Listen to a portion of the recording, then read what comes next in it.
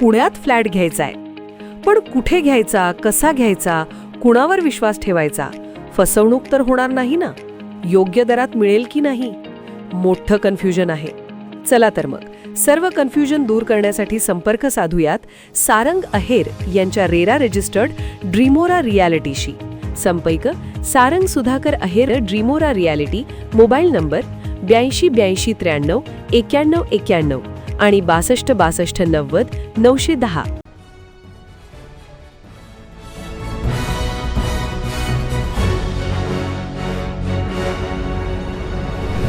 आपण पाहत आहात BCCN न्यूज. केंद्र सरकारच्या चुकीच्या धोरणांमुळेच इंधन टंचाईचं संकट. आमदार सिद्धार्थ खरात यांनी सरकारवर टीका. सरकारच्या ढिसाळ नियोजनामुळेच शेतकरी आणि सर्वसामान्य नागरिकांना नाहक त्रास. राज्यात निर्माण झालेल्या डिझेल पेट्रोल तुटवड्यावरून राजकीय वातावरण तापलं असून ठाकरेंच्या शिवसेनेचे आमदार सिद्धार्थ खरात यांनी केंद्र सरकारवर जोरदार निशाणा साधला आहे.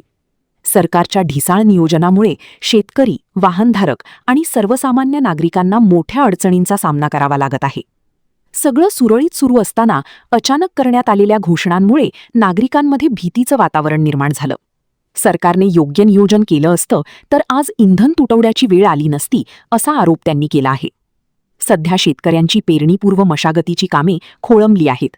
याला सर्वस्वी जबाबदार केंद्र सरकार असल्याचं सांगत ताबडतोब यावर उपाययोजना कराव्या, अन्यथा ठाकरेंच्या शिवसेनेकडून तीव्र स्वरूपाचे आंदोलन करण्याचा इशारा त्यांनी दिला आहे. सरकार अतिशय बेजबाबदारपणानं काम करत आहे.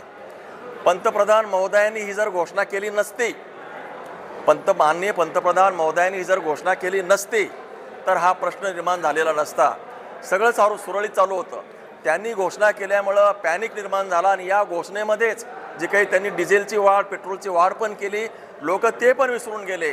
म्हणजे लोकांनी ती जी काही केलेली वाढ आहे ती ऑटोमॅटिकली ती स्वीकृत झाली.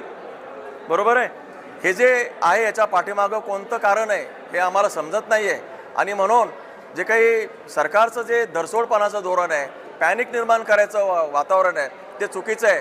देशामध्ये जे काही इराण आणि अमेरिकेचं जे युद्ध आहे ते काय आज रोजी सुरू झालेलं नाही, त्याला 2 महिने झालेले आहेत. आणि असं असताना, सगळं चालू असताना त्यांच्या एका घोषणेमुळं कायदा आणि सुव्यवस्थेची प्रश्न निर्माण झालेला आहे. आणि म्हणून याला जबाबदार जो आहे ना, हे केंद्र शासन आहे आणि खरं म्हणजे शासनच याला जबाबदार आहे.